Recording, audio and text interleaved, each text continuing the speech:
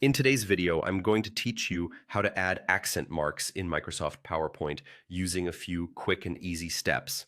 This is especially helpful when you're working with foreign words, names, or languages that rely on proper accents, and it's a simple way to make your slides look polished and accurate. Start by opening Microsoft PowerPoint and loading the presentation you're working on. Navigate to the exact slide where you want the accent to appear. It helps to decide precisely which letter or spot will need the accent before you move on. Click inside the text box so your cursor is active and place it exactly where you want the accent to go. That way, when you insert the character, it lands in the right place without extra adjustments. Now, look to the top of the PowerPoint window and select the Insert tab.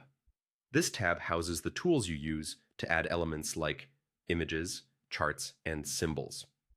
On the far right side of the Insert tab, you'll find the Symbols section. Click the Symbol option to open a new window with a large collection of characters. This list can feel a bit overwhelming at first, so let's narrow it down.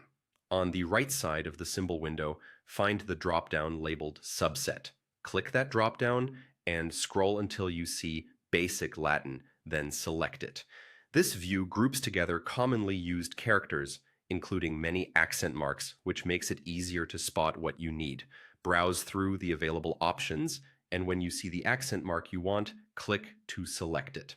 With your cursor already placed in the text where you want the accent, click the Insert button. PowerPoint will add the accent mark right at the cursor's position on your slide.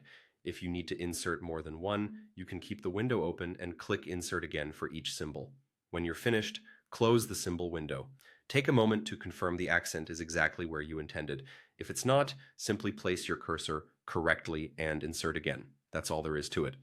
You've successfully added accent marks to your presentation, and those small details can make a big difference in readability and professionalism.